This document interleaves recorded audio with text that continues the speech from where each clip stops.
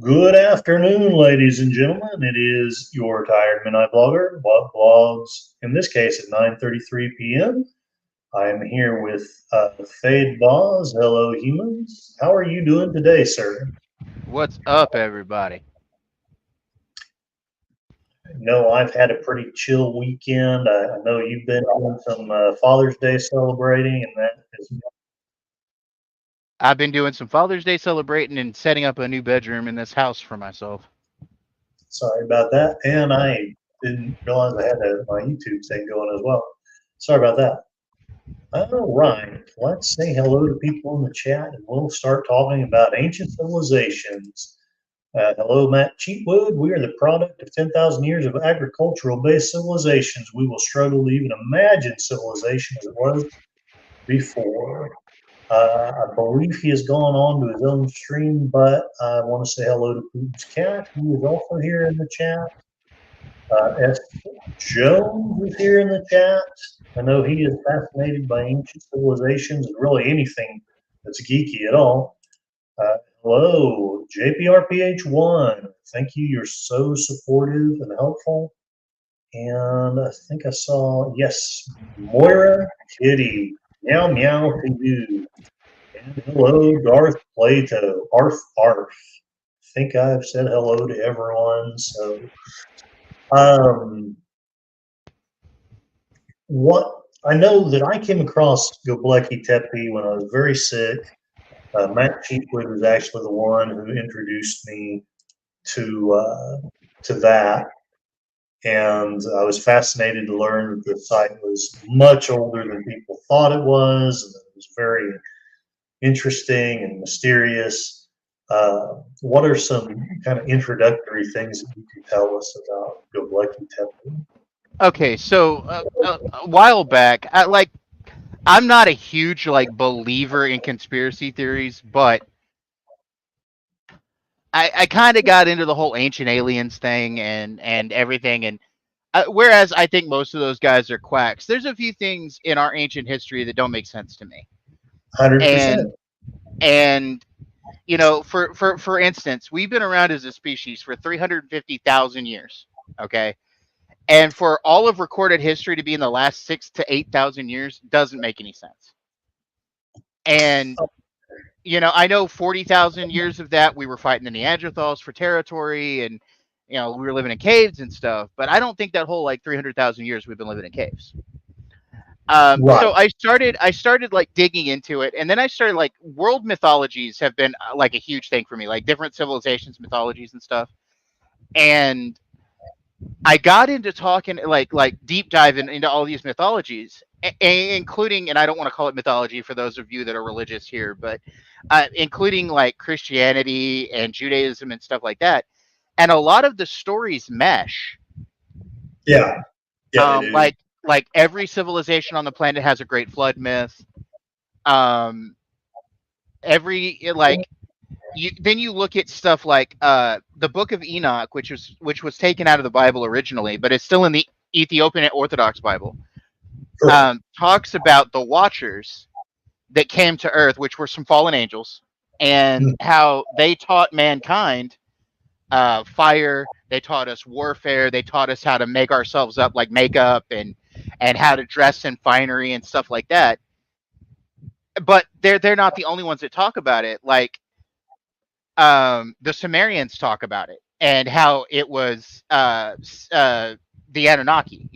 Those who came Yeah. from those who from the sky came. Um, Mhm. and how Inky, one of their god kings. I want to go into that here in a minute, Darth Plato, about the Neanderthals. Um, and what might have happened there. I've got some theories on that too. Now, supposedly, the theory that I'm going to talk about when it comes to Neanderthals has been debunked, but I don't think so much, to be honest. But we'll get into that. Yeah, Um, some things are more debunked than others. Go ahead. Sorry. yeah. So not only did the Inky supposedly came and gave us fire, and he gave humanity like technology and stuff to help us move on into to evolve farther. Well, then you look into Greek mythology, and Prometheus was tied to a rock, and an eagle pecked out his liver every day because he gave mankind fire. So you see the parallels here, right? Yes. All of these different mythologies and religions talk about a man from the sky, a being from the sky, or a god or some nature that came to Earth and gave mankind all this stuff. So I started thinking, yes, Enlil and Inky were the brothers, Matt Cheatwood. Um, Enkidu and Gilgamesh were well, Gilgamesh was a demigod. I believe he was the son of Enki, maybe Enlil. Anyway, that's a mythology we'll get into. Well, you could say that, Darth Plato, but now we're finding scientific evidence of a worldwide flood about 12,000 years ago. Well, 10,000 years ago now, but it was about 12,800 years ago. We're finding core samples in the Antarctic ice that suggests a worldwide flood. And why would so many mythologies talk about a worldwide flood if there wasn't one? I'm not talking about mythologies that are all in the same area either. I'm talking about wildly like varying places. The natives of North America talked about it. The Chinese talked about it. The people in the Levant, the Middle East, talked about it. The Norse talked about it. The Vikings, they had a legend about a great flood. The Greeks had a legend about a great flood, and all of them told about a man or a woman or a family or a couple that built some sort of boat to save what little of humanity there was left. No, it's not because no, we weren't isolated to Mesopotamia at one time. The whole idea that we all came out of the Fertile Crescent is being debunked as we speak. We evolved all over this planet. There were, the out of Africa theory, the Mesopotamia theory, all of it comes from different ideas of different civilizations on Earth of Homo sapiens that thought they came from here. They came from the Levant. That's not entirely true. We were fighting Neanderthals 75,000 years ago in Northern Europe. And hello, Sashi, the man from we have spread all over this planet. Yes, actually, yes, Matt Cheatwood is correct. The Australian Aborigines have been there for 50,000 years. We're talking about a world flood. Yes, I'm talking about multi-regionalism. What makes you think that humans only evolved in one spot on this planet, man? Well, I think, not to take a side, but, that's what we've been taught, basically. Well, yeah, but the thing is like people look. I used to be as academic and hidebound. I think it's happened many times, Darth Plato. I think the floods, the great floods on this planet happen a lot.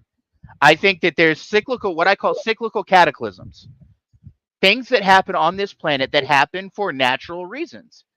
Floods, asteroid collisions, our star throwing massive solar flares at us, which next year is going to be interesting. Mm-hmm. Yeah, we hit the solar maximum next year. Sashi does sometimes see Neanderthals in the YouTube comment section. Sashi, you are so correct. And yes, I am talking about the Younger Dryas event. Some were larger than the Great Flood. I know there have definitely been. Yeah. There's archaeological proof that was shown to us by a geologist, Graham Hancock, that shows where water has obviously flowed in great amounts across the land.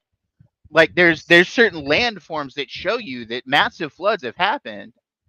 Matt Cheatwood, it's possible. A lot of people are some percentage of Neanderthal because not only did we fight with them for territories, but we also interbred with them. Yeah.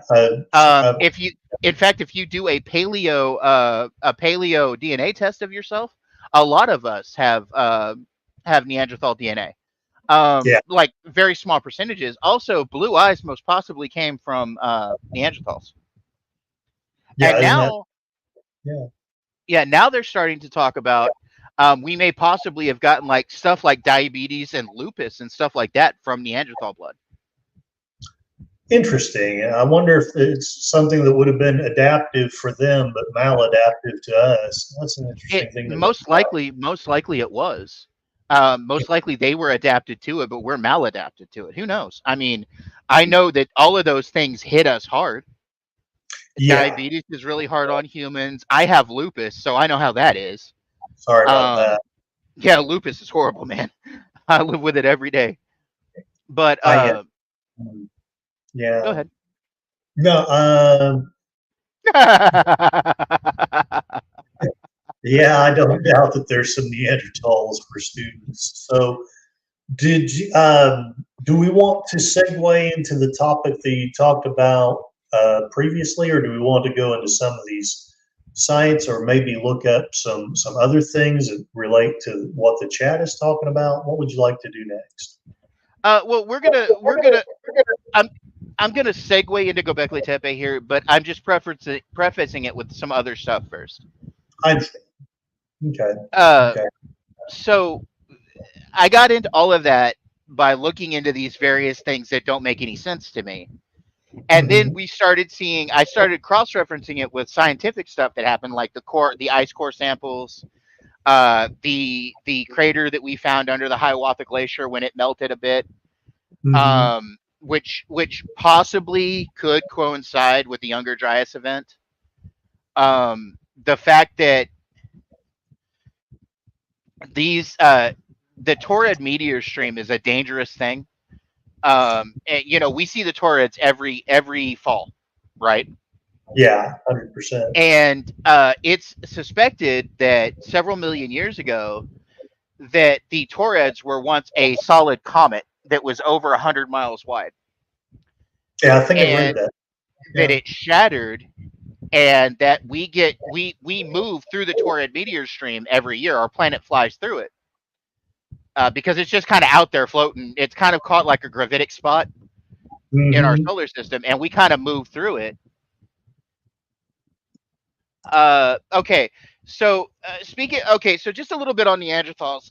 I've been doing a lot of research on Neanderthals lately because I found an interesting theory called the Neanderthal predation theory. Hmm. Um, Neanderthals may not be what we think they look like. We found evidence of a lot of things from Neanderthal, like dig sites. Okay. Like we found evidence of bone instruments, like bone flutes. We found evidence of weaponry. The only thing that we have not found from Homo neanderthalensis is clothing. Oh, really? That's interesting. We have not found any leather. Like, I can understand if it's furs degenerate, but leather tends to last a very long time. Yeah. We haven't found anything from Neanderthalensis, like clothing wise. Well, maybe they just thought clothing was idiotic. I don't know. We That's also know we also have discovered that they had funeral rites.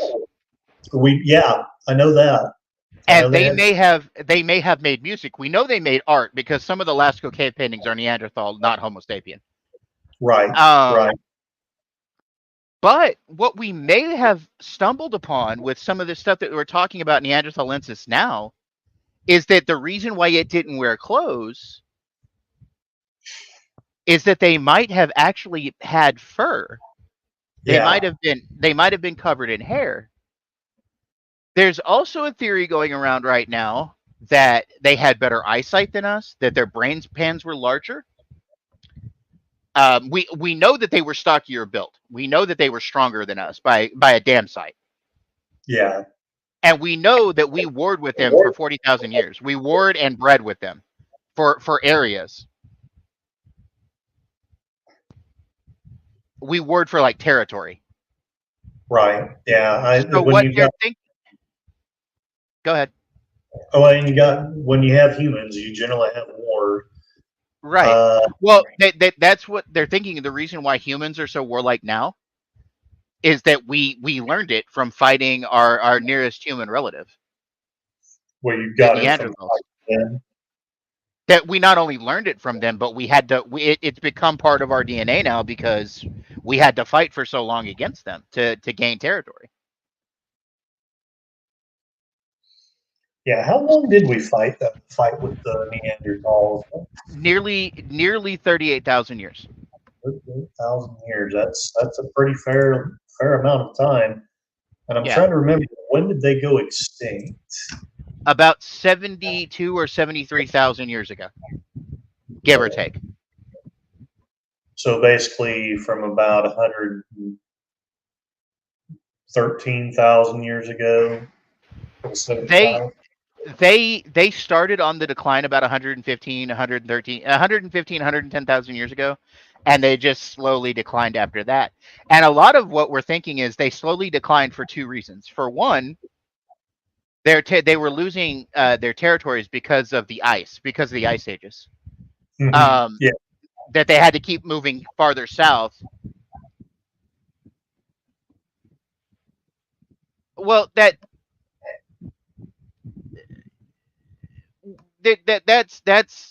conjecture. We do know that the out of Africa theory is being challenged right now. Um, we're not exactly sure where we originated. We do know that Neanderthalensis originated in Europe and north of where we originated. So it's possible we originated in Africa. It's also possible we originated in just that general area.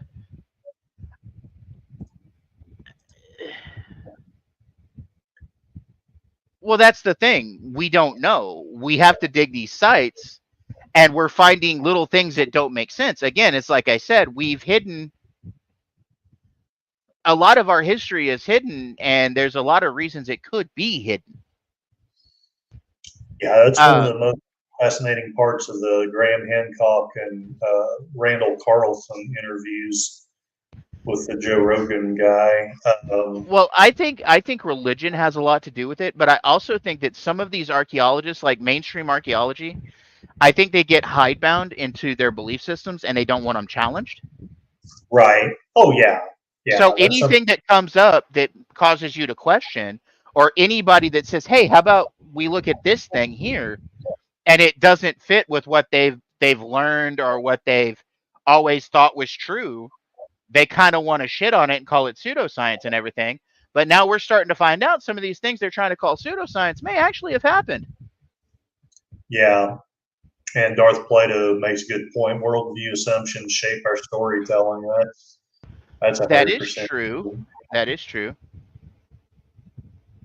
And Matt here is saying what I believe you've been saying is essentially it's very difficult to say that we originated in just one particular area because genes kind of flow back and forth That is true. across continents and eons. That is Um, true. That is true. I know. So Yeah. Go ahead. at Go ahead. one time, about 150,000 years ago, there were five different humanoid species on this planet. Hmm. You had Neanderthalensis, Neanderthal, Homo sapien, Homo floresiensis, which is what they call Hobbit Man, Hmm. Hobbit man. Denisovan, a species from Asia called Denisovan, and what they're now finding parts of their skeletons now, but their heads are larger. They're calling them Dragon Man, but I believe they're called Homo nalindi scientifically. Okay. I don't know anything about them, but I've heard the other Um, four. origin is the point at which fertile offspring can no longer be produced. Yeah, true. So here's the thing. That's what I'm trying to fight against. It's like mainstream archaeology seems to think that Sumeria was the first point of civilization. Yeah, we've been taught that However, for a long time. however, however, we found Göbekli Tepe and Karahan Tepe and Bangkulu Tarla and the cities of the Cappadocian Plain in Turkey, which are dating far older than Ur and Jericho, which were the Hmm. earliest cities we thought we had. Hmm. Yeah, I Yes, remember. that is true, Matt. So my thing is, can you really sit here and still expect people to listen to Nephilim theory? That goes a little far into some fantasy, but it might be some truth to it, though. I'm saying some truth, like kernels of truth. But my thing is if we've been around for roughly 300,000 years, Mm-hmm. how can you only say 8,000 years of history have happened with humankind, and before that we were just hunters and gatherers for 200,000 years? Doesn't Yeah, make any really, sense to me. not really. I do. He may not be exactly correct as far as some details, but I do. Uh, I do embrace Graham Hancock's theory that we've had. They may not have been advanced as we are, but we've had civilizations before that got wiped out, and we just don't have any records because the wipeouts of them were so complete. Well, think about it this way. If something were to happen to our civilization, do you know anybody who could survivors who could make a light bulb? I don't know, Matt. I'll have to defer to you. Are you able to make a light bulb? Because, but I do know some pretty intelligent guys, but I could absolutely see losing the light bulb in one or at most two generations. I don't think it would last very long at all. Mm-mm. And Think if we about did, bullets.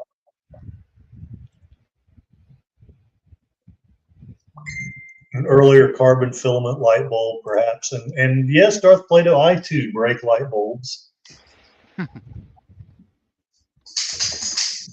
Also, think about how long till the bullets run out. Yeah, I've been wondering about that myself because sometimes I have. Yeah, yeah. If civilization falls, you may have 1, 2, maybe 3 generations before a lot of what we use will go away. Yeah. Especially if something happens where a large number of our civilization dies.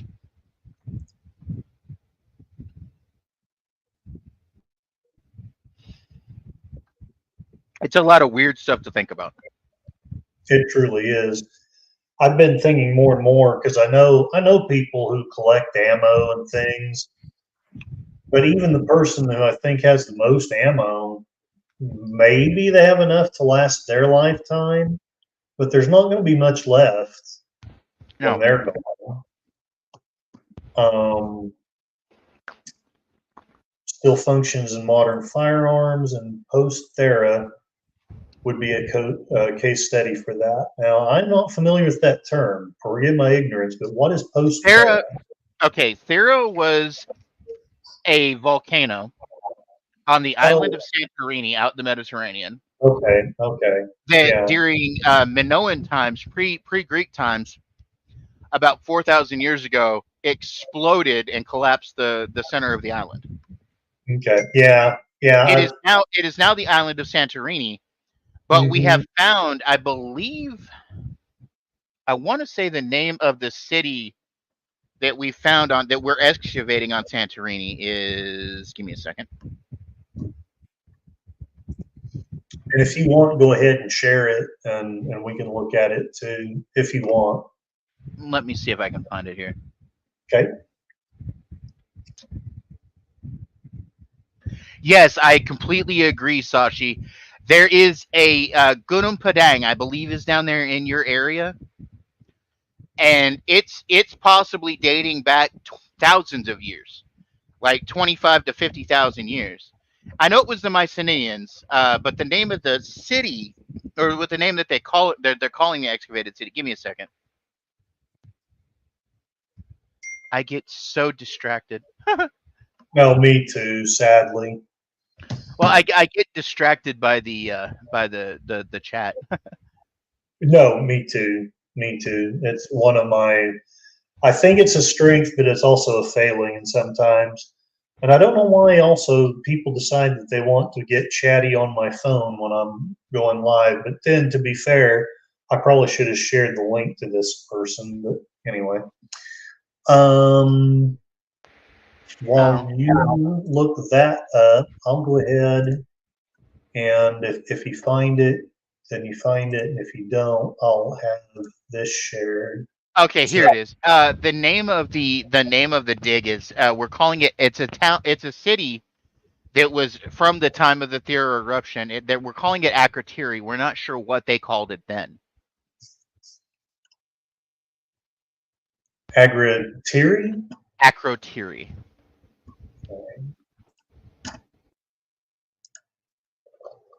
Let me go ahead and share here. Hold on a minute. Yeah.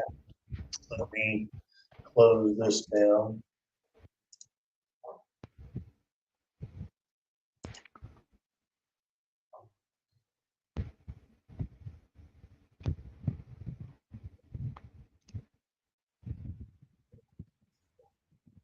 Should be down there in the shares, but oh, there it is. Yep. Sorry, I'm just in my own little world. Akrotiri. Okay. Now, Akrotiri was most likely it's a Bronze Age settlement on the volcanic island of Santorini, which at one time was called Thera. The settlement was destroyed in the Theran eruption sometime in the 16th century BCE, buried in volcanic ash, which preserved the remains of the fine frescoes and many of the objects and artworks. Akrotiri has been excavated since 1967 and other earlier excavations on Santorini. The earliest evidence of human habitation at Akrotiri can be traced back as early as the 5th millennium BCE, which is roughly 7,000 years ago. Gotcha. It's long enough ago. Yeah. That rivals the pyramids and stuff like that in Egypt. Mm-hmm. Yeah. Trade relations. I know that. Yeah.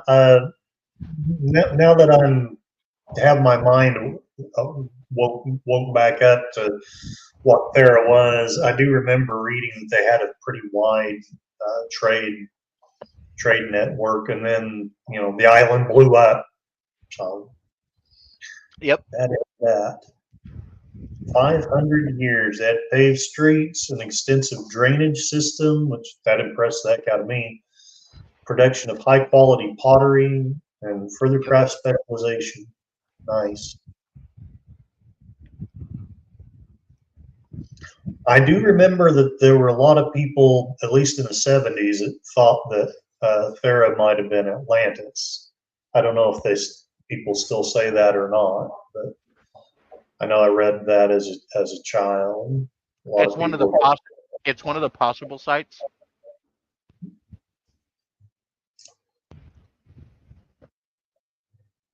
Yeah, that's something that Graham Hancock talks about. There's strong evidence for humans inhabiting North America 25,000 years ago during the last glacial maximum. I know I've read about that as well.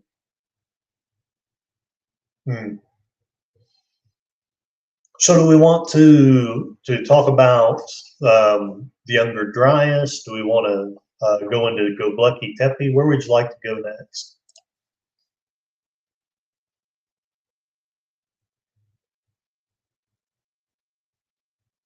Thade, are you still there? Yeah, I'm here. I was looking up something really quick. Oh, okay, got you. You want me to remove this or leave this up? Or? Yeah. Go ahead and I'm sorry. I meant to stop the share on that, but Okay.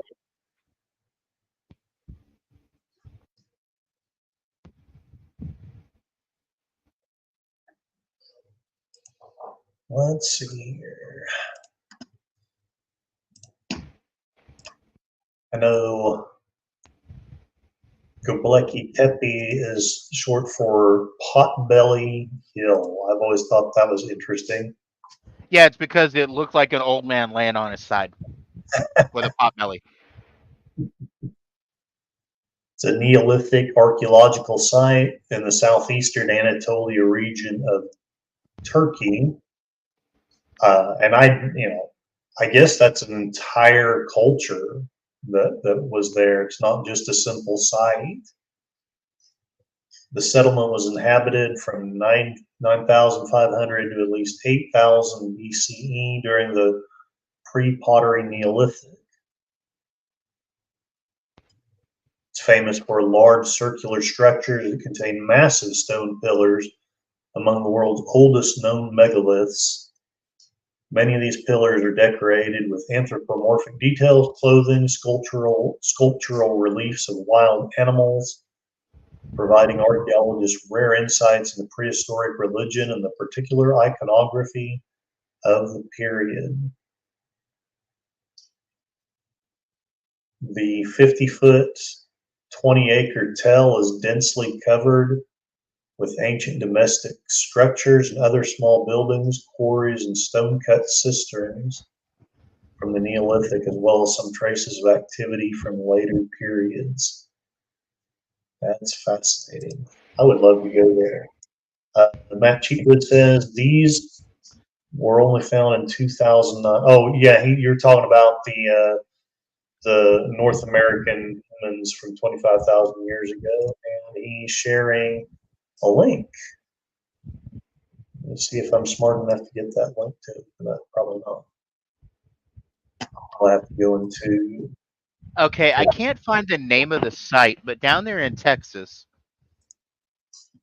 is a site that may be proving they've just started recently looking into it, but it may be proving that humans were in North America earlier than 25,000 years ago. Mm-hmm. Mm-hmm. Whereas we thought that the Clovis people were first, they may not have been. The Galt archaeological site in Florence, Texas, first caught eyes of researchers in 1929. However, they've been recently digging into it, and we're looking at stuff that could be as old as 150,000 years old.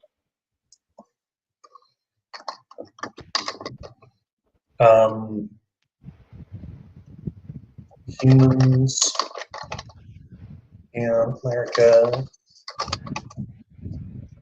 before Clovis. Here we go. Let's see if this works. And now let me get back to StreamYard to see if I can add this to the stage. Is this what we're looking at? Prehistoric Texans may have been the first humans in the U.S. Yeah. Yeah, I think I have read a little bit about that. What can you tell us about that? Well, like I said, it seems that there may have been humans in North America up to 150,000 years ago. And what started that conversation is they were finding mammoth bones down there in Texas that have obvious tool marks on the bones. Not just teeth marks from wild animals, but tool marks. And they were butchered. That's right. Fascinating. They're also finding some other small artifacts like arrowheads, spearheads, stuff like that, stone spears, stone arrowheads, that may be quite a bit older than we thought. I mean, it's very little evidence right now, but I can see in the next 10 or 12 years, 10 or 15 years or so, that becoming more and more evident that humans have been spreading all over Earth for longer than we thought. Yeah, I think that there's a great likelihood that could be. I know Hancock and I always forget the other guy's name. Randall Carlson. Yeah, they were talking about that butchered elephant, and I can't remember which one it was, but they were saying that there was a paper that supposedly refuted it, but then I can't remember what their criticism was. They basically refuted the paper. You know, I cannot remember what the refutation was.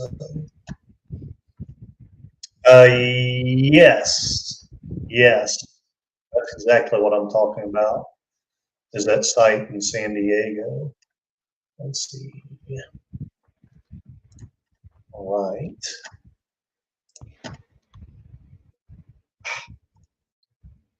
My computer doesn't want to cooperate.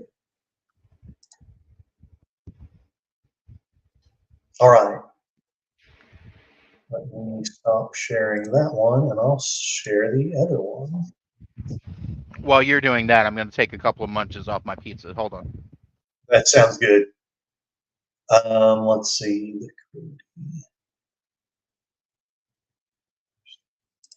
Okay. I don't remember how this is pronounced, so forgive me. The Krudi Mastodon site. 1 year later, and they've got that lovely piece of ivory there. In February of 2017, the San Diego Natural History Museum received word that a manuscript written by staff paleontologists and outside colleagues about the discovery of mastodon fossils showing signs of human activity had been accepted for publication in the scientific journal Nature. The 130,000-year-old fossil remains were discovered in November 1992 and excavated over the next 5 months by museum paleontologists at a freeway expansion project site in San Diego. The discovery consisted of sharply broken mastodon fossils found alongside 5 large stones that appear to have been used as hammers and anvils. I don't know if proof of Hyboria has been discovered yet, but I'm rooting for Conan all the time. Research into the site occurred over several decades, from 93 to 2017, and involved a multidisciplinary team of respected scientists from the US and Australia. I discount Australians, they're not really scientific. Teasing. If interpreted. Australia, that doesn't exist. What are you talking about? That's not a knife. This is a knife. No. See, Australia is everybody's like hallucination. It doesn't really exist. Neither does ancient Rome, by the way, according to a TikTok chick. If it is legit, it's likely not made by modern humans. Interesting. Interesting. The site becomes the oldest archaeological site in the Americas, pushing back the record of early humans by more than 100,000 years. Folks knew it was a bold claim, one that would be received with extreme skepticism by many. As scientists, we seek explanations that best fit rigorous evidence, even if they conflict with previous thinking, said Dr. Tom DeMare, curator of paleontology at the museum and one of the study's authors. As expected, the April 26 announcement, which coincided with the date the paper was published in Nature, garnered widespread media coverage and stirred dialogue within the scientific community. A selection of some of this week of coverage is included below. In addition, there have been several more formal critiques of the published study that appeared several months later in scientific outlets. A selection of these are also listed below, along with the response of the original authors. Some have been supportive, consider the hypothesis compelling, and one that should not be ruled out. Others have dismissed it as questionable science or outlined why various interpretations of evidence are wrong. And that's fair enough. 130,000 years, according to Matt Cheatwood, predates human Neanderthal interbreeding based on genetic analysis. Oh, I believe you're right. That is fascinating. The authors were not surprised. I was a strong critic when I first looked at the evidence and said, I can't believe this is really here, but it is, and it's shocking, said archaeologist and lead author Dr. Steve Holen, referring to the moment in 2008 when he first examined the mastodon site specimens. As the April 2017 publication date approached, Dr. Holen added, we're expecting pushback and expect people to be critical. We want people to be critical. I do now remember, I don't know if they'll talk about it here, but a lot of people were saying that the damage wasn't butchering, that it was damage from the building of the road. But I can't remember what it was that Carlson and Hancock had said to in their minds at least, to discredit that. It takes huge amounts of evidence to overturn current thinking. The authors of the paper also hope there would be more openness and discussion. Healthy skepticism is the foundation of good science, and the publication of this discovery is the beginning of a scientific debate which I welcome and encourage. What I didn't expect was the reluctance of scientists to engage in a two-way conversation to objectively evaluate our hypothesis. Yeah, it really doesn't surprise me that, as Sashi says, predates human Neanderthals. Insert the "I'm not saying it's aliens, dude." Yes. And you know what? I just can't resist. I got to do this. I actually Not. met that guy, by the way. Oh, really? What's he like? Hmm. What's he George like? George Tsoukalos, he is an interesting individual. Fun to talk to, though. Gotcha. Batshit crazy. Batshit crazy. But fun to talk to. Yeah, I couldn't resist. I had to get his picture up here for I'm us. not saying it's aliens, But but it's aliens. maybe Darth Plato says maybe it's the Slee stack, and Matt Cheatwood said there was also Neanderthal Denisovan, Sapiens Denisovan, as well as Sapiens and several as yet unidentified archaic hominids interbreeding. Hmm.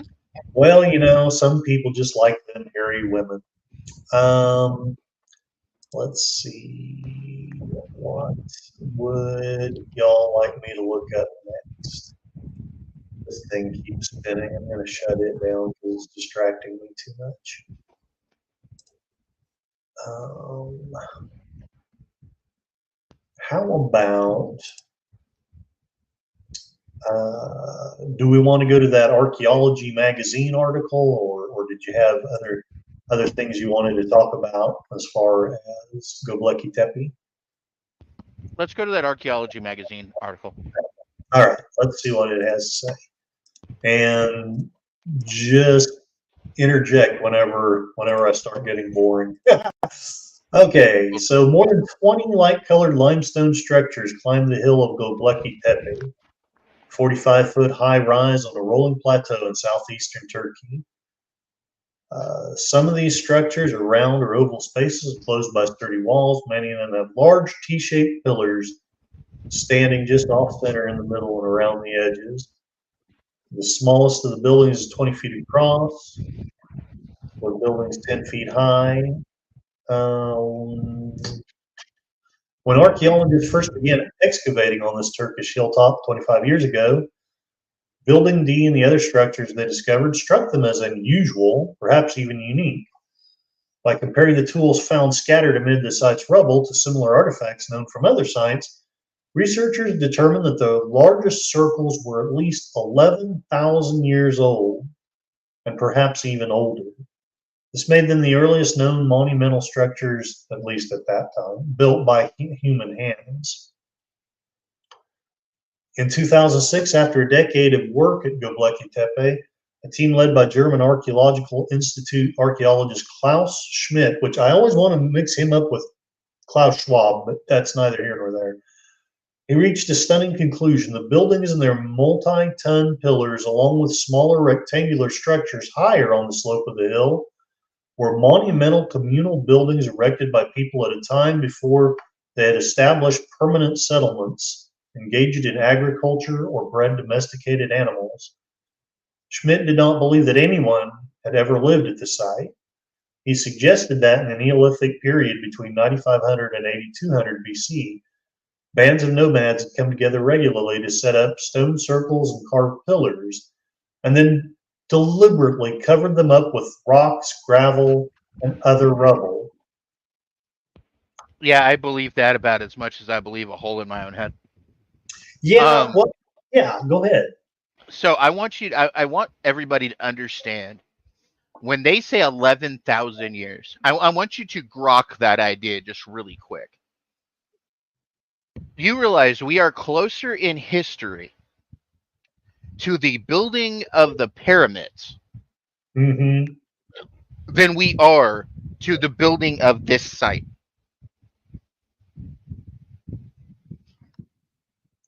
And they're older sites than this. Oh yeah, yeah. I've heard, and yeah, we do all have holes in our heads, but I meant to say an extra hole in my head. Okay. yeah. I understood what you meant. I don't understand the fixation that hunter gatherers were nomadic. Um, it I seems like. think Go ahead.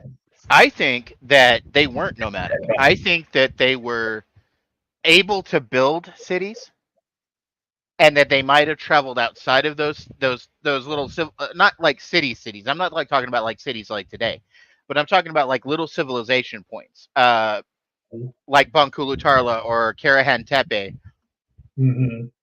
or Göbekli Tepe. But the thing about Göbekli Tepe is it's obviously not a place where people lived on the regular. However, I think it was a temple, Mm-hmm. because the other places, Bengkulu Tarla and Karahan Tepe, and some of the other other little spaces that are being found right now, there's like some of them that seem like residential areas. There's some of them that seem like I don't want to say corporate areas, but like places where like people set up to sell things. Okay. So Like what I'm what? thinking all of this is up on the plain of Cappadocia in Anatolia. I think what we found, to be honest with you, is little parts of the whole. And I think that when we eventually excavate all of it, if we get a chance to, and I'll get into that later, Right. I think that once we get into all of it, get to looking at all of it, get to excavate all of it and everything, we're gonna find out that this whole area, this whole like I think it's like 100-mile radius of like little sites we're finding. I think we're gonna find out that this was like a metropolis, that this was like an area where it may be that they didn't have agriculture or things like that, but I think that humans went outside and hunted and gathered, and then brought back what they found to either sell, to eat, to process. There was art that we were finding, pottery and beadwork and stuff now at Karahan Tepe. Mm-hmm. We're finding like little things that prove that this area was a lived-in area, but maybe not Göbekli Tepe. Göbekli Tepe could be a huge church, Yeah, I think that's what Schmidt thought, and it's and a worship you know, spot for everybody from the area. Like a festival place, like where they had festivals or spoke to their gods or whatever. Hell, we don't even know what their gods were. We don't know much about these people aside from pictographs on stone pillars. yeah. I mean, there's And all we this, sure but yeah, we don't really know. as hell don't know why they buried it. And it looks like they actively buried it. It wasn't just buried in an earthquake or whatever. It looks like they actively buried the site. Like they were hiding it or trying to preserve it or whatever. And Yeah, and why? what's really funny about it is the younger areas of Göbekli Tepe. I mean, the older areas of Göbekli Tepe are actually more advanced than the newer areas Yeah, of it. It's almost like we slowly began to devolve. And what I think happened is what I was just saying earlier about how many generations do you think it'll take for us to lose the ability to make bullets? How many generations do you think it'll take us to lose the ability to make a light bulb? How many generations do you think it will take us to start forgetting the technology we have if something major happens to us? mm-hmm, And I exactly. think that we're seeing that in a microcosm on the plains of Anatolia. And I think if they allow us to continue excavating, which we should be allowed to because it's human history, it's not just a Turkish site. Right. Ugh. I agree with Indiana Jones on that. It Yeah, doesn't just belong to one civilization or the other. It belongs to human history. It belongs to the story of us. So, do I think that different countries should plunder those things? No, but I think that they should be known at the very least, so that we know our history, because there's so many gaps, and we're finding proof now that there's so many gaps. There's so many things that we don't know, and every decade or so we're finding out new shit that totally sets us back. That completely could open up our understanding, but then these things get shit canned, man. Like, Yeah. I have a buddy. I won't give you his name because I don't want to dox the guy. Mhm. But I went to high school with him, and he became an archaeologist and a paleontologist. That's what he went to college for, and that's what he's been doing for 30 years. And so, what was he And it saying? was completely funded by the Egyptian Antiquities Department. This was about 22 years ago or so. And it was completely funded. The dig was going okay. And then he started digging outside of Thebes, in the desert outside of Thebes. And he found some stuff. But then all of a sudden, the head of antiquities for Egypt, a man named Zawi Hawass, Yes, yes, I know of him. came and shut down his dig site and ran him off of it. Basically said, "No, this is no more dig, no more dig." And my Have friend you was like, "But you funded this dig." have you? And the guy was like, "No, you have to go. You can't stay in country. You've got to go now." It's almost like he found something they didn't want him to find. And if that was just my friend saying that, who he's a very trustworthy guy, he doesn't even believe half of my crazy theories, okay? I understand. But like, he's a very trustworthy guy, and he's not the only archaeologist that I have talked to or that I have read papers from that have talked about things like that happening. And it's not just in Egypt, it's everywhere. And now the Turkish government is doing it on Anatolia.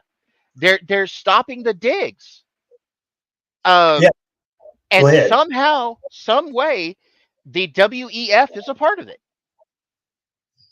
Really, So that there's is something. yeah, and that shocked the shit out of me. Like I said, I'll believe some conspiracy theories, but even you and I have had an argument about the World Economic Forum and how I don't think that they're going to do what everybody says they're going to do. But But then I hear shit like this, and I'm like, why? Why are they involved? And why are only they going to get to choose who excavates those sites? yeah, why indeed? So And I'm W, go ahead. and I'm sitting here going, why? Why are you doing this? What are you trying to hide? What are they trying to hide? Do you suppose? Nope. Isn't that interesting? It doesn't even want to show anything for that. Yeah, What and recently there have been pictures showed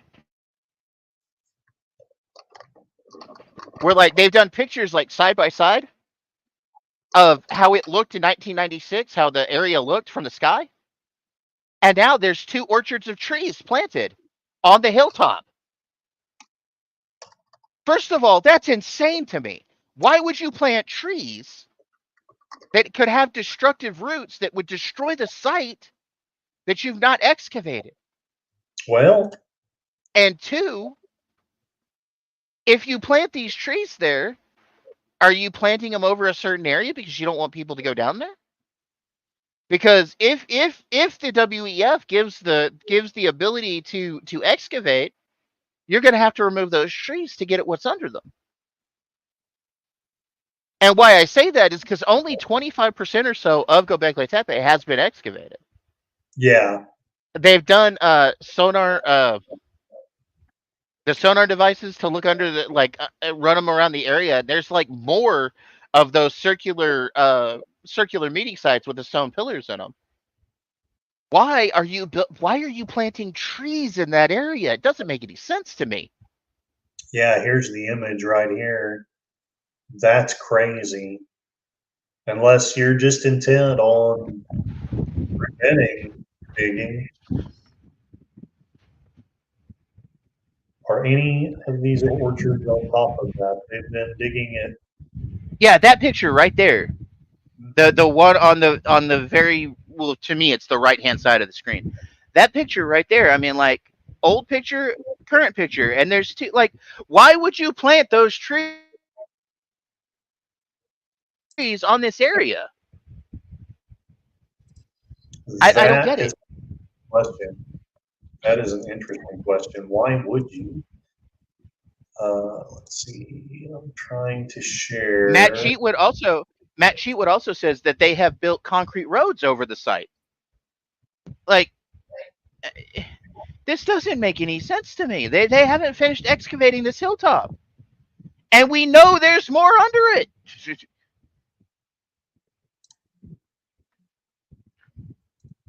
Oh, he has a site. Okay, let me dig that up.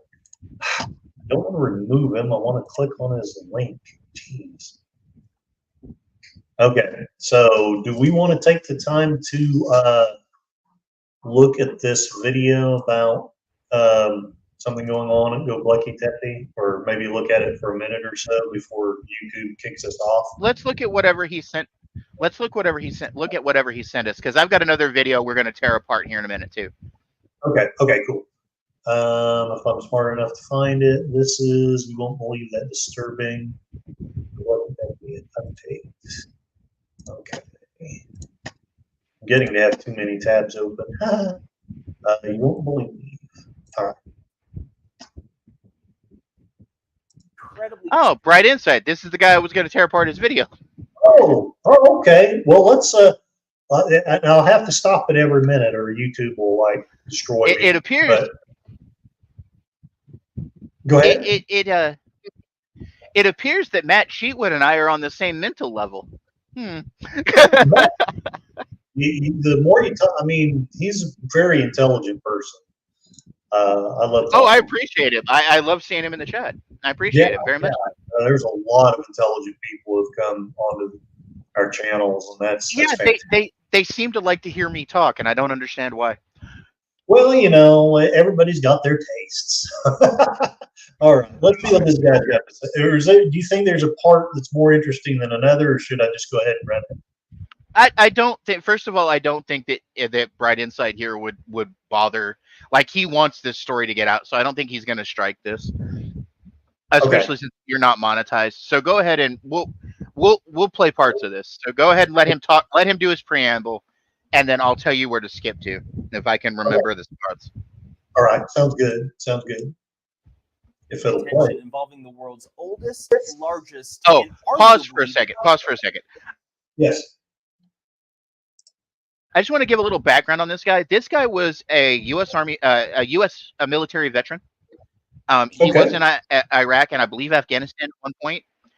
He has been interested in those in like ancient sites in the Middle East for a very long time, and he started looking into these things, and he started uncovering some of the same shit I'm uncovering, like the inconsistencies, the stuff that doesn't make any sense. Why are these government powers trying to stop this stuff? So that's why he's trying to get his story out, because of the things that he's seen, the things that he's researched and stuff like that. That's a little background on this guy. Continue. Okay. The most mysterious structure in all of human history.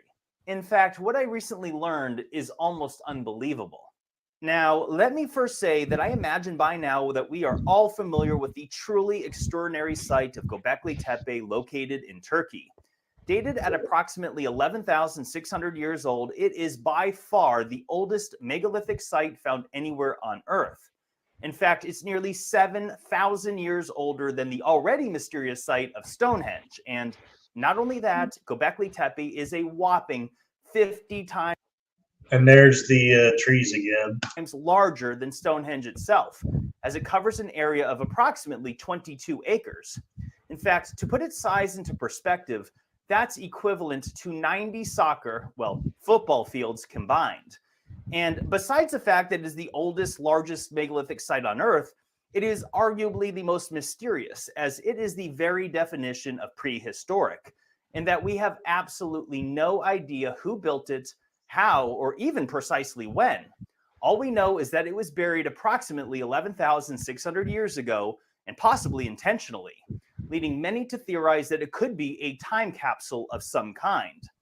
And based on everything that we were taught in school about the emergence of civilization out of Mesopotamia around 6,000 years ago, the discovery of Göbekli Tepe in 1995 totally upended the conventional view of the rise of human civilization, as prior to its discovery, historians would have said that something this old and sophisticated couldn't possibly exist. However, the mystery does not stop there, as this site is comprised of an estimated 200 sophisticated T-shaped pillars, a vast majority of which are still buried underground, but have been identified through the use of ground-penetrating radar. Many of these pillars reach heights of nearly 20 feet tall, in some way as much as 10 metric tons, or just over 22,000 pounds apiece. Wouldn't it be cool to go there? And notice, well, you can still get tours. Like, they haven't cut off the tours yet. Okay. You can still go and see what they've got excavated. In fact, they put up like visitor centers, and like there's a covering over it now. I have a cousin that went out there a couple years back. That's cool. So and she says it's amazing. She says that the whole site, like, there's a feeling, there's this feeling of history at this place. You know what I'm saying? Gotcha. I suppose they still want to make money off of it. They just don't want to. They just don't want us to have the secrets. Maybe there's a mummy down there, and the governments are trying to save us. Very good. Animals and other various depictions on these pillars. In other words, this was carved with the highest level of difficulty possible, as it would be far easier to etch a depiction into stone rather than carve around the stone to shape a 3D object. Make no mistake, this is not some primitive attempt by cavemen to play with rocks, and it could not be more clear that vast planning, logistics, and high levels of ingenuity went into creating this enormous project. Again, the largest of its kind on Earth. So again, who created this, how, and just as importantly, why? What adolescent prehistoric civilization could possibly have achieved this, and what would motivate them to do so? And this also begs the question as to how they transported hundreds of these pillars, which again weigh as much as 22,000 pounds or 10,000 kilograms, which only becomes more curious when you consider that this site was created well over 5,000 years before the known invention of the wheel. Think about that. Now, here are a few more details that you should know about this site, which will become very important for what I'm going to drop on you later in this video. The unbelievable part that will startle any enthusiast of ancient history. As I mentioned, ground-penetrating radar has potentially identified an estimated 200 of these pillars, and only 72 have been unearthed in the 29 years since the excavation began in 1995. And this site is comprised of 20 known circular sections or enclosures that have up to 12 pillars each, and only 6 of these 20 enclosures have been excavated, however, not even fully. And this does not include a series of square and rectangular compartments, as well as whatever else lies beneath the ground that was not identified through ground radar, as it simply cannot see everything the deeper you scan. And this is just what we see at the surface, as again, the areas needing excavation covers over 22 acres. Now, I must point out something important, which is that if you followed this topic for the last several years, you would have likely have heard Graham Hancock and others repeatedly mention that only 5% of Göbekli Tepe has been excavated, again, as confirmed through ground-penetrating radar. In fact, that 5% figure was first reported in 2008, which was 14 years after excavations had first started. And by the way, we must all give credit to Graham Hancock, who brought this ancient site to international attention in his best-selling books, as well as his appearances on Joe Rogan's podcast. And again, I kind of want to pause it just in case, but also this was one of the first times that I had heard was from some of these interviews. I did like this debate between Shermer and Carlson and Hancock. But I'll have to remember that one again. It's been a minute since I've watched it.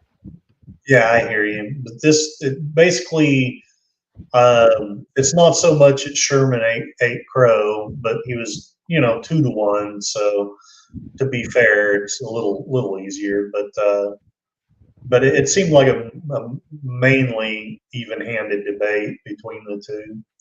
In fact, I'm sure many of you will remember this epic debate Graham Hancock had against skeptic Michael Shermer on the Joe Rogan Experience podcast number 961, which went viral and brought many more eyes and enthusiasts to the topic of Göbekli Tepe and lost ancient civilizations as a whole. But here's the thing. That podcast was in May of 2017, more than 7 full years ago. In fact, that became the topic of what is now my oldest video on my YouTube channel. So this got me recently wondering if that 5 percentile excavation figure had improved in the 7 years since. So I took it upon myself to do some inquiring as to what advances of excavations have occurred at this site in the last several years since that 5% figure received international attention. And I was stunned to learn that it had not changed at all in the years between 2017 and 2021, as reported by the worldheritagefund.org. However, 2021 is 3 years ago now, so I searched further and found a 2023 article that included a quote by a professional guide that works at Göbekli Tepe, and she stated that the estimate was still only at 5%. How is it possible that no measurable advances to this dig have been made? I mean, that's a good question. What do you say to that? Why have they just stopped digging, or what's going on out there? That's what I'm saying. It's being held up. There's something going on. Weird. Okay. Weird. It began 29 years ago, nearly a third of a century. So why are we still at 5%, and what is the holdup? And this is where things start to get bizarre.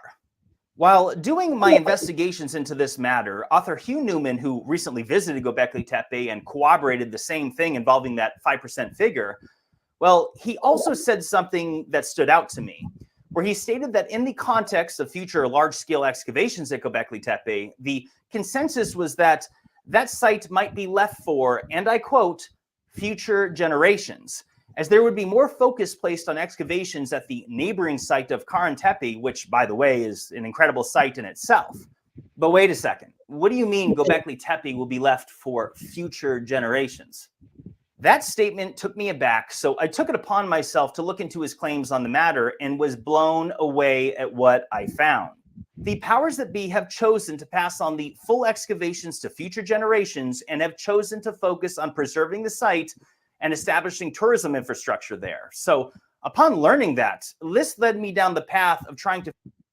So to sum up, we don't want science, we want a tourist trap, or an alien ship is buried there, according to Darth Plato. So. Well, I mean, he is a Sith Lord, so he would know. Figure out who exactly manages and funds the site of Göbekli Tepe, and who are the key decision makers deciding what happens at this site, which led me to the Dogus Group, which is one of the largest private sector conglomerates in Turkey, with a portfolio of some 250 companies in 7 different industries, including tourism, which is how I came to learn that a 20-year partnership deal was established back in 2016 that enabled the Dogus Group to oversee excavations and tourism management at Göbekli Tepe. You know, when I think of historical, groundbreaking archaeological sites, my first thought is it should always be supervised by a tourist group. You'll pay for your lack of vision, and I should change my name to Darth Locke. Jeez. And more specifically, this partnership facilitated that the Turkish Ministry of Culture and Tourism will enable the Dogus Group to become the sole partner of this Neolithic site, which includes, and I quote, a generous donation for the ongoing excavations at this site, a sum of $15 million. So real quick, just to clarify, any talk of funding being an issue for the holdup in excavations at Göbekli Tepe is simply not true. That has nothing to do with it. The Dogus Group has no shortage of money, and to be clear, funding was never said to be an issue in slowing the excavation process at this site.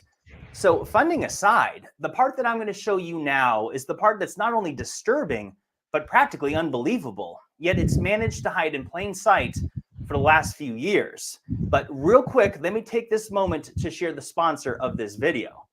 We've all seen. All right, we can skip the sponsorship, I think. Yeah. Okay. I don't give a damn who he's trying to shill to. Right.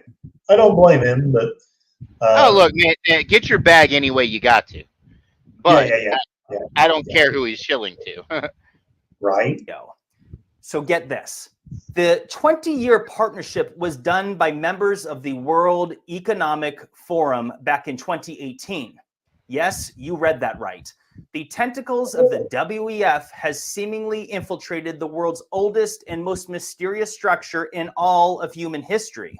In fact, the chairman and CEO of the Dogus Group is a Turkish billionaire by the name of Ferit Sahenk, who is a longtime member of the World Economic Forum. And not only that, he's on the Forbes list of top billionaires in the world. And this 20-year partnership deal involving Göbekli Tepe was literally announced at the annual World Economic Forum meeting in Davos, Switzerland. They even had an ice sculpture of Göbekli Tepe carved outside the meeting itself. I mean, you can't make this up. But how on earth have I never heard of this before? I suppose that since it was back in 2016, few were talking about the WEF at that time, as it wasn't until just the last few years that they've received so much global attention. Certainly, much has changed in just the last 4 years alone, as I'm sure many of you have noticed. And although I imagine that most of you have heard of Klaus Schwab and the World Economic Forum by now, but if you haven't, you will certainly want to inform yourself. And I am not going to get into specific details about that organization in this video. I'll refer you to the comment section for that, as I'm sure others here will help explain exactly who these people are, what they've done, and what their goals are for the future of global civilization. But this is where the Agenda 2030 and the "you will own nothing and be happy" comes from. And yes, that's a real quote by Klaus Schwab, the head of the WEF, or at least former head. And in fact, I'm sure you've probably heard or seen memes saying that you will eat the bugs. Well, the WEF. And here I'd like for all of you to enjoy, this was actually where I was a body double for Klaus Schwab. He couldn't make it, so I took the picture instead, and they put it on the t-shirt. Is what they're referring to. So I suppose right about now, it's reasonable to ask, why on earth is the World Economic Forum and their members even associated with management and excavations at Göbekli Tepe? Now, when Ferit Sahenk gave a speech in 2016 at that WEF meeting to announce the 20-year partnership, he said, and I quote, "We have placed the Turkish treasure at the heart of the World Economic Forum because I want the whole world to know about it. Göbekli Tepe, a common value of humanity, is our 0 point in time," referring to it being the earliest known structure of human civilization. And he went on to say, "Now, as we stand on the precipice of a fourth industrial revolution in a time of great global change, the time is right to collaborate once again." Interesting. And again, and it's because we've never collaborated once since the 10,000 BC thing. We don't need to. Go ahead. Yeah, because we've never ever have we tried to, we're and I want to push back a little bit at somebody in our chat, and I'm not trying to be an asshole or anything, but Putin's cat, dude, seriously, these sites belong to the human situation. They don't just belong to the civilizations and the countries that they are a part of. That's not. The history of human civilization is what should be important here when it comes to sites this old. There are no countries left that can claim these sites. The peoples are long dead. Their nations are fallen. This is a human situation, not a country situation. I don't see why you have this argument that it's not our business. Like, don't you want to know what humanity, what we come from, what we are? I mean, maybe there's things at these sites that can help us now. Maybe we can save ourselves from going down the same path of cataclysm that these people obviously did to be gone. Maybe learning something through their civilization, something they can teach us as an ancient human civilization. That's why we dig in these sites. That's why archaeology is important. It's the history of mankind. It isn't just a history of Turkey. It's the history of us as a species. Why would you want to hide that? That belongs to humanity, not to just one country. Well, Sorry, I got gotta jump off. I gotta jump off my soapbox. Sorry, but like, fine. I just, honestly, I would be slightly less concerned if it was Turkey making the decision, but if it's a Turkish billionaire in the freaking World Economic Forum, what business is it of theirs? I mean, okay, and that bothers me. Why are these men? Why are these billionaires trying to stop the excavations? Is it because they know something and they're trying to hide it for the rich?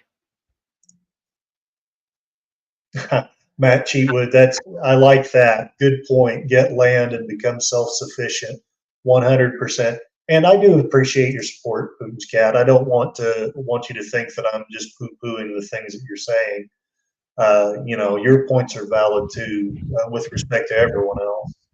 But and I'm not angry. I'm not angry with you either, Putin's Cat. It's just I'm giving you some pushback because I think that this is a human thing. I don't think this is any one country or one people.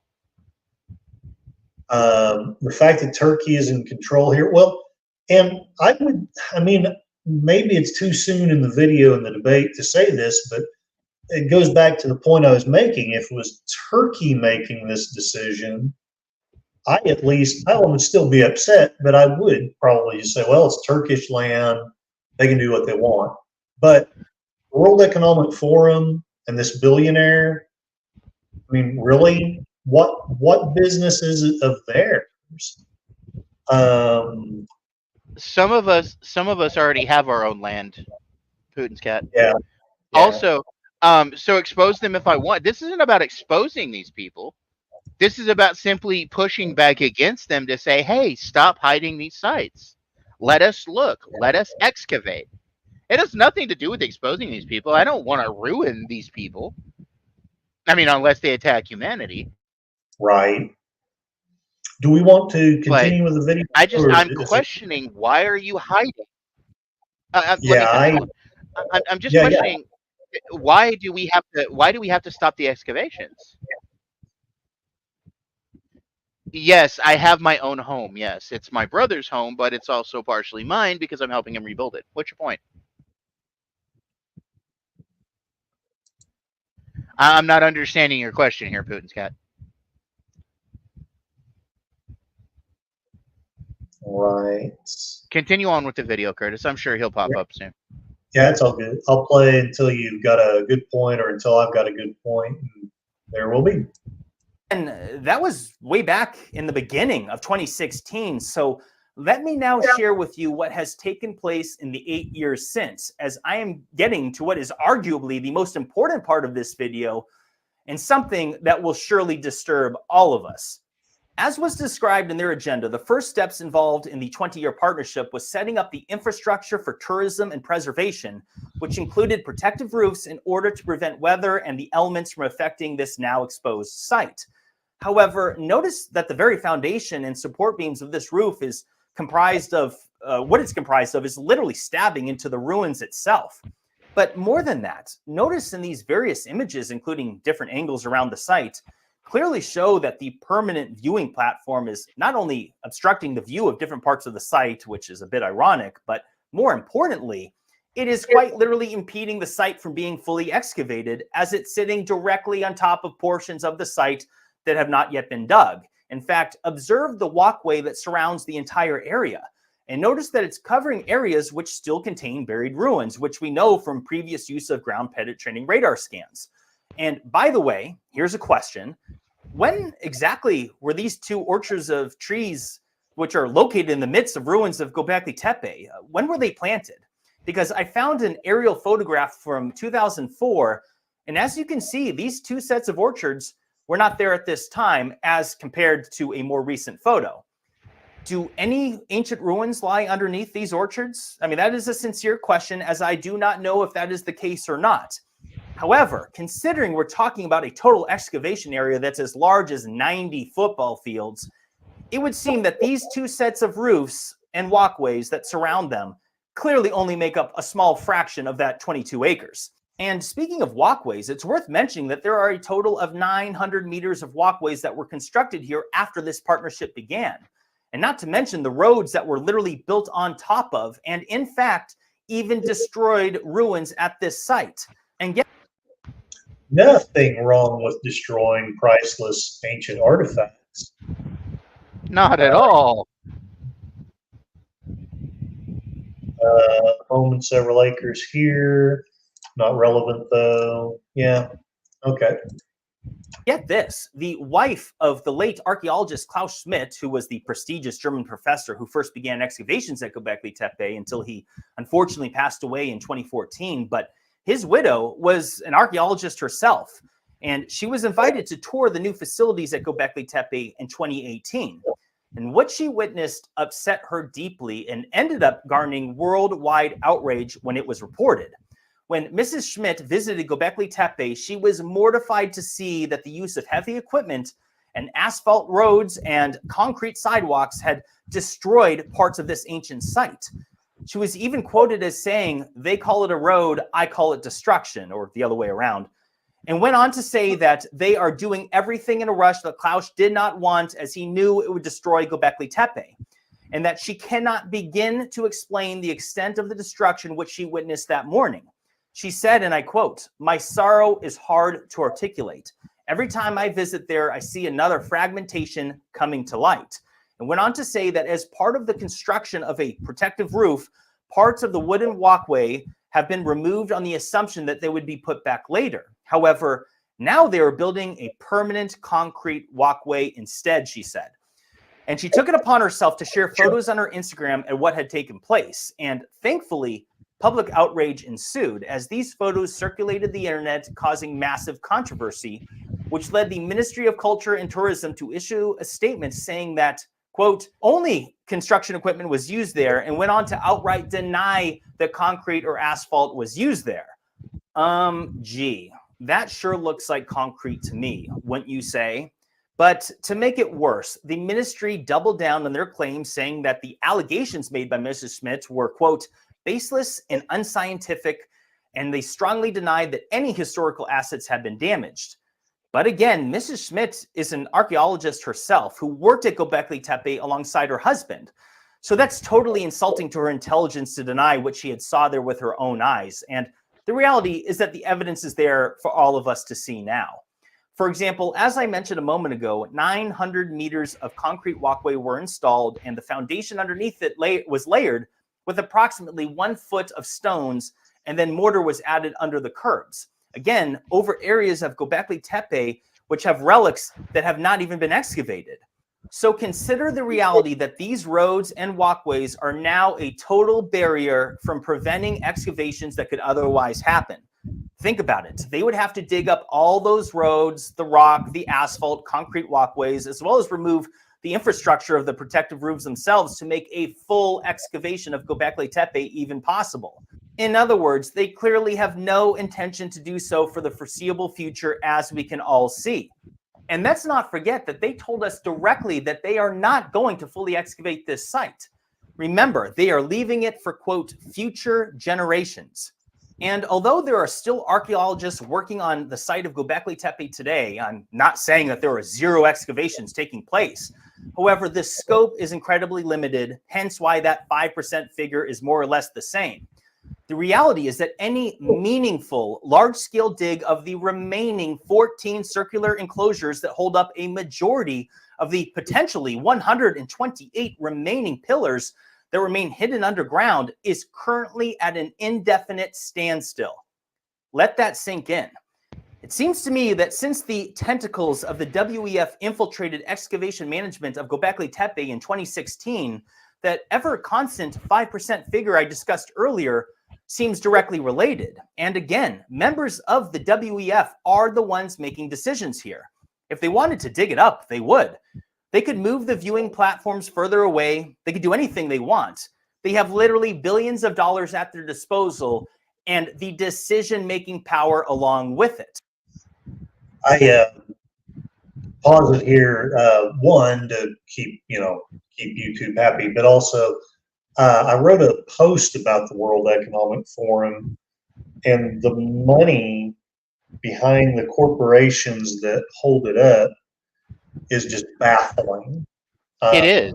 We're talking, and again, not to get too tinfoil hat here, I'm not saying that the World Economic Forum has got to go and we've got to get our pitchforks and raid them. I'm not saying that, but they are big enough. Well, I push back on the whole. Yeah. I know you're probably more reasonable than I am as far as the World Economic Forum goes. I have a very centrist view of it. Okay, I have a very centrist view of the whole world. I am neither a right winger or a left or a liberal. I lean kind of conservative, but yeah, I also think that both sides are in the wrong in a lot of ways. In a lot of ways, yeah. But even this World Economic Forum thing, normally I push back on people who go, "Oh, we're going to be eating the bugs in 2030."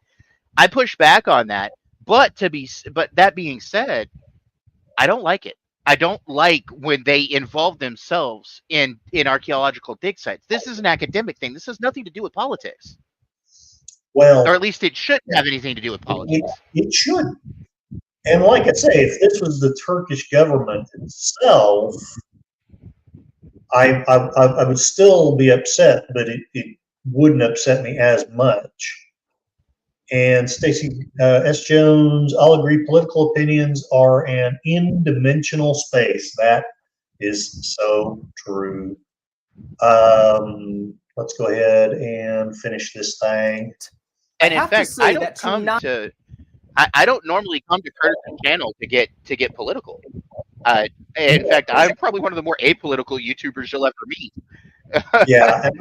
But that being said, I guess I cover politics more on my own than I do with you. But anyway, let's go ahead, if it's all right. Let's finish this video and then let's go ahead and finish the video and then we'll do a little bit more discussion and then this site we'll wrap it up. Sorry, I keep clicking on the dang thing before I mean to.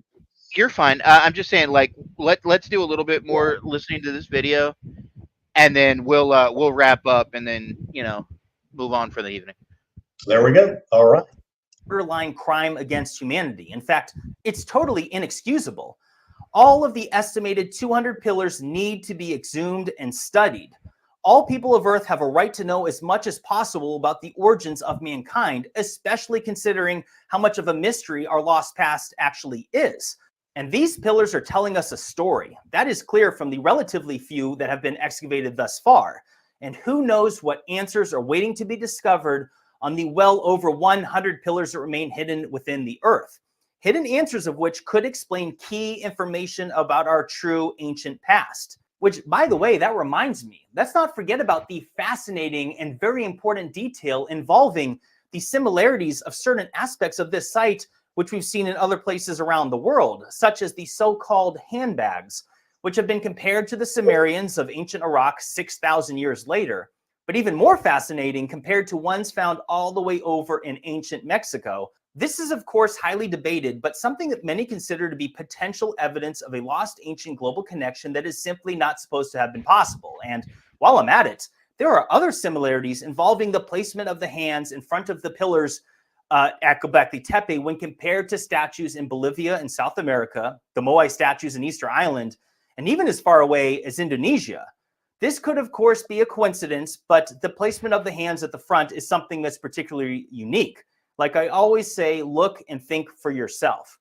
Regardless, who knows what is inscribed into all the remaining pillars that we haven't seen yet? We simply don't know, and we will never know until we appropriately excavate this site. I honestly cannot believe the current state of modern archaeology today. It appears to have been corrupted, or at best, totally mismanaged at such a level that is now preventing us from actually learning information about our ancient past. I mean, to have an archaeological dig and not dig it up is the antithesis of actual archaeology, is it not? So at this time, I am calling on all archaeologists, anthropologists, historians, skeptics, and enthusiasts of ancient history alike to speak out about this incredible injustice. What we now have in front of us is a unique opportunity to come together in one common goal, which is to champion for further excavation at Gobleki Tepi. Free Gobleki Tepi. So spread the word. In fact, probably the best way to do that is to share this video across social media to bring as much attention to it as possible so people can understand the gravity of this situation. And let's let the courts of public opinion do their thing. Now, stay tuned. I will be hosting a live stream in the next couple. All right. Well, what are our thoughts about that? It doesn't seem good. I don't like I agree that the World Economic Forum, well, first of all, the World Economic Forum becoming political anyway is terrifying.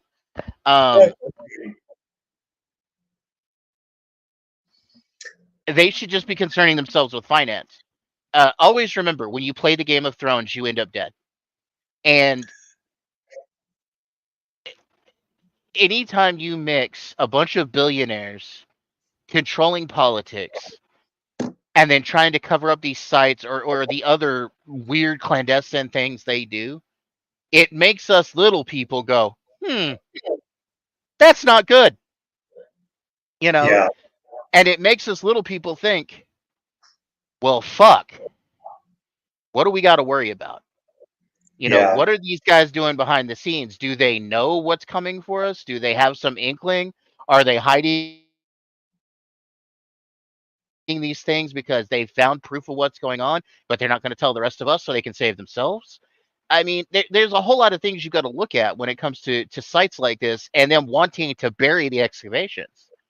Like, first of all, this should not be a threatening site to anybody. And like you said, if it was just Turkey blocking it, okay, I could understand that. It bums me out, but whatever.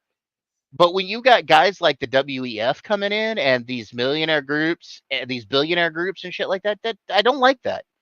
I don't like that they're trying to circumvent this for themselves, maybe. I don't, again, this belongs to mankind as a whole. This doesn't belong to just Turkey or just to the Americans or just to the archaeologists that find it. This is a part of human history.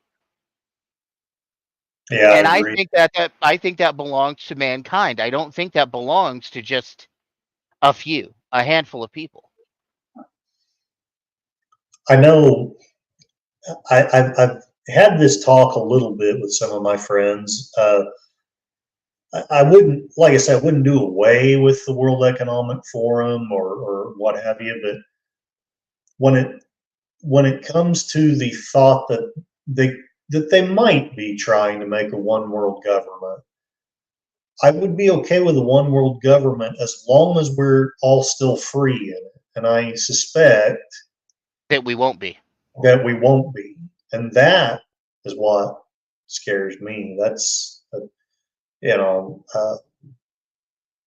I suppose it's true that even though it would be an abomination, maybe these people do have all kinds of rights to destroy the oldest relics that we've got, but I don't like the feeling that I can't at least voice something. Putin's cat, you were asking who's silencing us, and that question applies to this too. Who is trying to silence us about these things? Well, my question always comes down to who's watching the watchers? Yeah. And what I mean by that is, who's controlling them? What do you think is their motive for doing this? Okay, give me briefly for a moment to put my tinfoil cap on, okay? Sure. Hey. And I don't do this often, but here we're gonna firmly place it on my head. Okay. Okay. I think that they may have some insight as to something at that dig site. Because not everything has been released about Göbekli Tepe or Karahan Tepe or any of the little excavation sites all around the plains of Anatolia. I think that if they found out something possibly about the cataclysm, possibly about what caused that civilization to fall, whatever, and I think that they may have found out that it's going to happen again, or something similar is going to happen again. And I think they're using it. I think they're hiding it so they can pull in all the resources they have to protect themselves. Yeah, that would. I think that they're going to leave the little people to drown, or however we're going to go out, And I mean, you see it all the time, like the rich being able to pay for things that we can't pay for to protect ourselves. Uh, and it's in some of our science fiction and some of our fantasy stories too, where the rich like build arcs for themselves, but you have to pay $200,000 to get on it, or if you can't, like for instance, the movie 2012, those Yeah, arcs were only for the rich,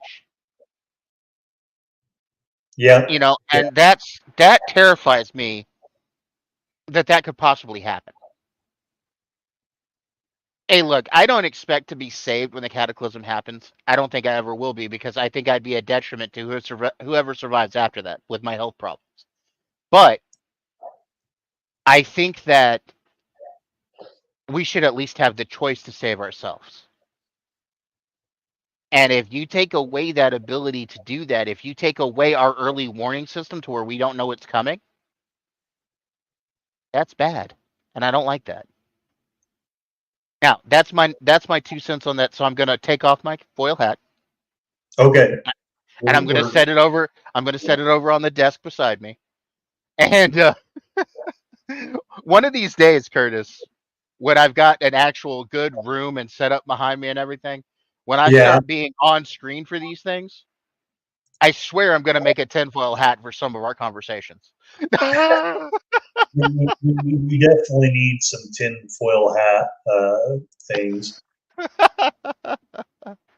Because, like, look, I don't ascribe to many conspiracy theories, but I do think that uh, to totally ignore them is bad too. Yeah. If you get my meaning. So, Putin, go ahead. no, go ahead. Putin's cat has a question, as in the talking about early warning. Are we talking military? No, I'm Or talking about just knowing that it's coming in at all. yeah, it would be nice to know if we've only got 2 years or something to live. That's going to really impact what I'm going to do in the next 2 years.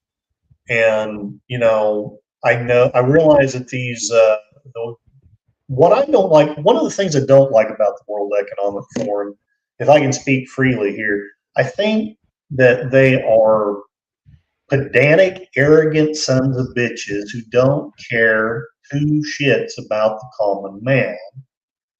I really believe that they think that we're stupid and we're a bunch of mongrels and we would all be better off dead. Now, I've probably gone too far, but that's how I feel No, in my. I completely agree with you. And I don't think that a handful of human beings with a bunch of money should be able to control what happens to the rest of us. I agree. And I believe that we are intelligent enough, and likely I'm wrong, but I think we are intelligent enough to actually guide our own lives. And if I've got 2 years to live, then that's profoundly going to affect how I'm going to live those last 2 years, as opposed to right now I'm thinking, well, I've probably got 30-ish years to go. No government has lasted more than 1,000 years. 1,000 to 1,000 to 1,000 to 1,500 years. You're absolutely right, Matt. I'd wager climate collapse caused economic and social collapse. What really upsets Putin's cat, the U.S. response to a total attack is to kill the enemy as we all die. We need to do better. I actually agree with you, Putin. Yeah, I agree with that point. I do. Darth Plato, the state should exist to accommodate the public, but the state will always move to accommodate itself. Okay, pause on that thought for just a second. Yes, sir. I completely agree with you, Plato. All republics fall. All. Including this one. This one will fall eventually, too. We're overdue, actually. Continue. Yeah, no, yeah. I'm worried about that too. Darth Plato, I've seen an interesting video of a man that claimed to have hired to speak to a group of billionaires about the collapse of civilization. China would challenge that assumption. Yeah, I know that there's the culture of China lasted what 4,000 years, but there were changes. You know, there may have been a monarchy through most of that, but the dynasties kind of rose and fell. So, Well, if you look at like Egypt, for example, mhm. their whole dynastic period lasted about 2,500 years. However, you had different dynasties and different ways that the government would work. China is most definitely broken because of what the communists did to the whole of the whole of the country. Matt Cheatwood, he was asked by one of them, "How do I keep my security force from taking my Taking my stuff stuff when when money money?" is worth. Well, that's a good question. Maybe they should start treating us like human beings, and we won't try to take their stuff. Maybe when money is worthless. Japan is an unbroken imperial line, and hopefully that answer wasn't didn't sound like I was poo-pooing the question itself, Matt Cheatwood. I'm poo-pooing the billionaires. Japan has an unbroken imperial line of 1,000 years. That is Yeah, true. but the first 200 years of that is possibly mythological. So I would say about 800 years. Anyway, continue. The Byzantines would challenge the assumption. The Uh, Byzantines lasted 1,200 years. yeah, China is not unbroken. China Definitely. China has a long history of collapsing into smaller nations repeatedly. Yes, Yep. agreed. Darth Plato says it is broken, and the government has not been continuous. So, all right, we got caught up in the chat. Huzzah! Huzzah! What do we want to Huzzah. say? If you would like to continue, that's fine. But if we want to wrap things up, how would you like to? What would you like to So say? just to square it up a little bit and just to square it up a little bit. So the whole point about talking about this and because I've talked this whole Gobleki Tepi thing to death. I started talking about it last time and we talked about it now. I think it's bad. Yes. I think we'll actually we're going to get into Japan at some point, Matt Sheetwood. Don't worry, we'll get there.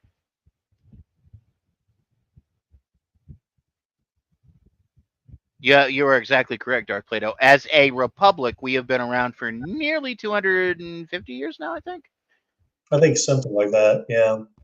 Okay, so my point being this. I think that the WEF getting involved is a bad thing.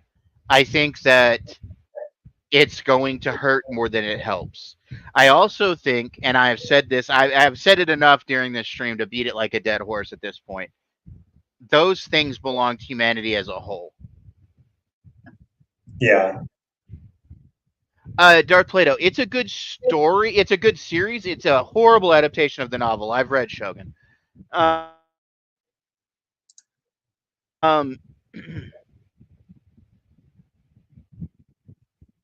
it is, and that's the sadness of it. Why stop? And not only why stop excavations, but why plant the trees on that site? Those Yeah. roots for tree roots are horribly destructive to archaeological sites. Yeah. I And have. I think them planting the trees is another indication of how bad this is going to be. In the long run. Um, That's kind of to people in the know. That's kind of like thumbing your nose at the situation. Not only are we going to shut down excavations, but we're going to put these trees here. So not only will it be hard for you to further excavate when it's time, but maybe possibly will destroy the site in the process. Yeah, the roots of the trees will grow down and break up the stones. And you Well, heard it, and you heard Klaus Schmidt's wife. She lost her goddamn mind. yeah, yeah, She was like, why? Why are you harming the site that my husband worked so hard on? Why are you hiding these things? And most archaeologists worth their salt will freak the fuck out when they see this yeah, because it's destructive. And not only is it destructive, it's reductive. Why are you hiding a site that's obviously important? Like, why are we stopping the excavations? Why can't we go see what's there? Why are you stopping us from figuring out what these pictographs mean? And you've got things like the vulture stone, which is terrifying if you pay attention to the implications. You know, you've yeah. got things like, and the thing about it is you can align to a date and time within like 100, 200 years of what those stones are trying to tell you. And they align with archaeological shit that was going on at the time. Why are we not allowed to know these things? Why are you stopping this knowledge? Why take knowledge away from humanity in the first fucking place? It And does that's seem my their main thrust, though, is to keep is us to in the keep us dark. in the dark and dumb about things. Mhm. I don't like when powerful people with a lot of money try to keep the small people, the populace, ignorant. We had Well, that for 1,000 years during the Middle Ages in certain areas. that, in my humble opinion, if you let me put on my tinfoil hat, I think that's what they want the future to be, is basically lords and serfs, with them being the lords and us being the serfs, and freedom is right out, and it's all for them and none for us. So, Well, uh, let me tell you, I will rage against the dying of knowledge. yeah, I I understand. will continue until they shut me down to talk about these things. I don't like any knowledge being hidden from humanity, even if I don't agree with it. I don't Yeah, think books should be burned. I don't think religion should be destroyed. I don't think what the Vatican's doing by hiding their archives is intelligent at all. I don't think that any of the groups that hide knowledge, that try to stop you from reading things or learning things or educating yourself, are any good for humanity in the long run at all. no, Even if I don't agree with them. yeah. I can't remember who said, oh, it was Russell Brand, I think, which I know not everybody likes him, but Oh, I think he's a nutcase, but that's you're right. But he points out some good things beside the point. occasionally. But Continue what you were going to say. when have you ever known the censorship people to be the good guys? They I never are. can't think of a time. It's basically You had the Catholic mm, Church for well over 1,500 years censoring what the populace could learn by only teaching Latin and only allowing priests to actually have a Bible. The humanity could not hold, the common man could not hold a Bible in their hands for a very long time. yeah, yeah. You Um, weren't treated. Only the priests. Only the priests, only the clergy could read the Bible. Yeah, We have Henry VIII and a few other people to thank for the fact that we got the Bibles in our hands. Okay. yeah, The Nazis burning books during the war. Um, the communists burning books and killing academics during the communist takeover of China. It goes on and on and on and on and on. And why do we hide this shit, man? Like, how is it bad for the?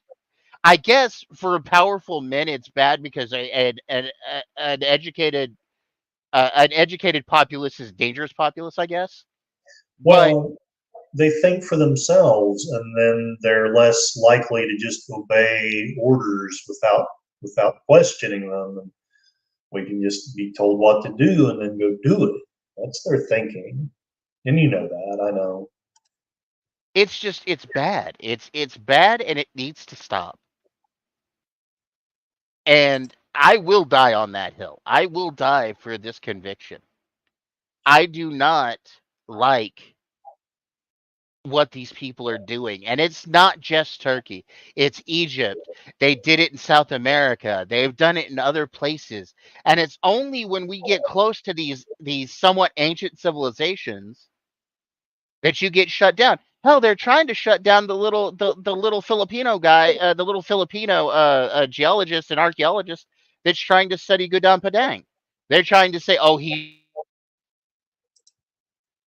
wrong, or he's over exaggerating, or this or that. They've even tried to shit on his credentials, and he's a legitimate scientist. And then Well, you've one got of these. guys like Randall Carlson, who is a legitimate scientist. Um, Robert Schoch, who is a Robert, legitimate geologist. you just beat me to it by half a second. Yeah. Um, And they want to call these guys pseudoscience. They're right. legitimate. They're legitimate experts in their fields. I think that it's a zero-sum game, my friend. It is. Well, they think it is anyway, and that's why they're acting this way. They're acting that way out of fear. And I don't think they meant anything by it, or whoever said that. I don't think meant anything by it. What? Uh, uh, Filipino. I don't know. Oh, I didn't mean it meanly. I Uh, just mean that they've been bad with the guy, you know? basically, what you mean, if I understand you correctly, and let me know if I'm wrong, but compared to the big billionaires and the big colleges and the big governments, yeah, he's just one small person, just like the rest Yeah. of them.